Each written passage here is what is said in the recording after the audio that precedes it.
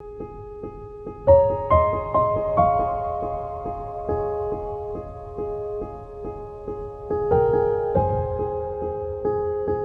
tassels from right to left, and now pronounce you graduates of high.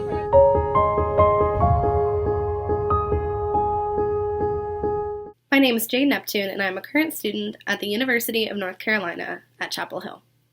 Now, before we get started, I think it's important to note that my journey did not start at UNC. It didn't start in North Carolina, and it certainly didn't start with a plan.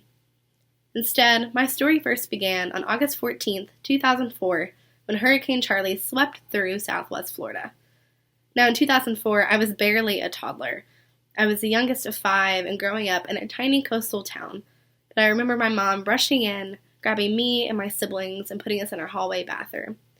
She put a bike helmet on each of our heads and prayed that that would be enough to keep us safe as we waited for the storm to pass. And eventually, it did. The next morning, we woke up to a town that I now refer to as 70-30. 70% of our residents would leave each year.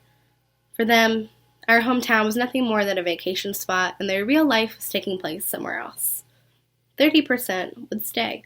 They would raise their families, go to school there. They grew up there, and they called that place home. As part of the 30%, this experience was crucial in teaching me what it really meant to have a community. Just as that night with Hurricane Charlie was so important to teaching me first what it meant to be brave, and second, what it meant to be really afraid.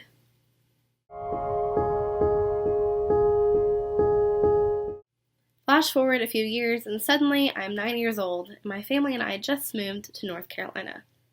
Here, I became a part of another 70-30 community, but this time a military town.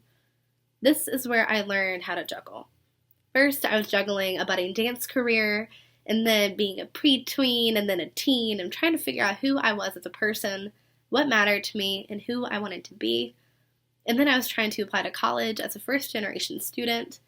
I was trying to keep everything in the air, but eventually, just like Hurricane Charlie swept my hometown off of its feet, life swept me off of mine.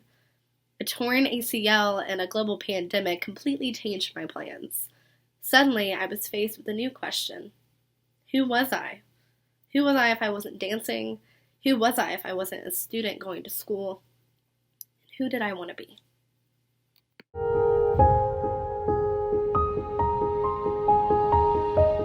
Luckily, during all that time juggling, the ball that I managed to keep in the air landed me here.